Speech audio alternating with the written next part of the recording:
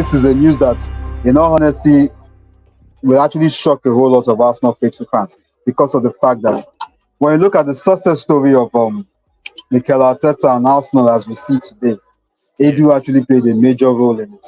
But Wow. if there's one thing, I think there's been a major reshuffling at Arsenal league because if you can remember very well, I think a few months back, the man in charge of transfers, the financial transfer guy, that's Vikai, the Indian guy, has also left as well too.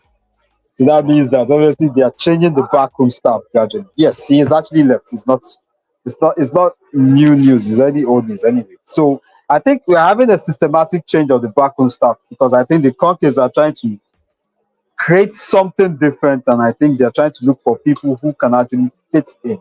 So But if I may you're ask seeing the you, yeah, Jeffers, yeah. do you agree with that? Him leaving? I mean, some Arsenal fans Uh, are really they don't really want him because of the signings are not really genuine. I mean, um, you guys fall it's short in that aspect. it's mixed feelings. It's mixed Mixed feeling. feelings. I think yeah, it's mixed feelings for me because I personally feel like okay, there were some deals that I felt we paid more. If you Mm. ask me honestly, I'll take for example the Gabriel Jesus deal.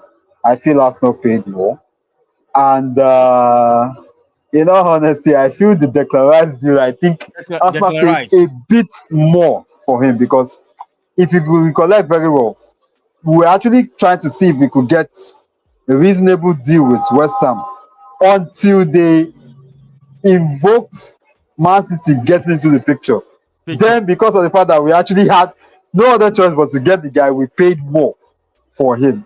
Personally, I feel Declan Rice could have gone for at least 90 or 95 at most. I feel the extra 10 we Mm. paid on it was a bit more, although the honest truth is he has actually justified every single cent we spent on him. He's justified it. No doubt about that because he's brought something He's a good different to the player. Arsenal side. Yeah, He's a he's a good good player. player. He's brought something different to the Arsenal side. But I feel like the reason why fans are actually angry that we paid more because of the fact that in most of those transfer dealings, you will notice the fact that Arsenal delayed until it was very late to get Late. the deal over I the board. remember. That is Yeah. where we actually paid more. That's the reason why we paid more for it because they left the deals to go a bit too late. And I think that's where Arsenal fans are actually fuming. But overall, let's look at the signings he's brought in. Generally, I would think his transfer dealings on bringing in players, I will rate him a 6. The reason why I'm rating him a 6 is because of this.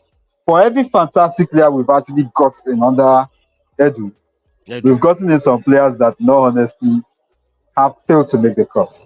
A perfect example would be Sambi Lokonga. Hmm. We spent 40 for Sambi. In all honesty, 40. right now, yes, we spent 40 for Sambi. You can And he check. didn't If do you if you look at his transfer value at the moment, what? Sambi is nowhere near to 15. In all 15 at honesty, all. because At he's all. not he's nowhere near to 15. He hasn't been able to prove his mettle. You also remember Matteo Genduzi. Yeah, again, do see. We spent I think the major graph a lot of Arsenal fans are having, it's not exactly for the money used to bring in the players. It is for the money used to money gotten for selling those players. The selling value has been nothing nothing to write home about. It's been poor, in all honesty. Because the truth is that it's very, very funny when you realize the fact that for Arsenal's transfer, the highest we've actually gotten for a player was actually how much was it? In Ketia, if In I'm right. Ketty. Yeah, and That's the highest we've gotten. And Rose. Mid row. Smith Rowe, exactly. So you only understand that the fact that you're bringing in players from the academy, you're building them, and when it now gets for you to sell, you're actually selling on the low. It doesn't show that you actually are interested in the profit aspect of the job, and that is enough reason for fans to actually question his stay. But I think at this point, you know that obviously we are looking for someone who obviously will do the same thing which City are doing, which Madrid are doing, which Chelsea are doing. Build players from the academy, And they draft sell them into the out. first team, Yeah. and sell at a very high rate. Because obviously, the process of unearthing talent is not something you actually sell with peanuts. You're unearthing them, you should actually be making money from those More players money. because the fact that you didn't Hmm. actually spend money to buy them, you actually groom them up. You've grown them up, they've seen the system, they developed. You should be looking for bigger values for those players. So I think Absolutely. in that aspect, whoever is going to come in knows that that's a criteria he's going to be looked at seriously. The ability to actually set up these players for maximum profit, if you ask me. So I think the tax is on. Obviously, they will have to choose. Maybe they have to get someone in before January, because obviously that thing still needs to have some work.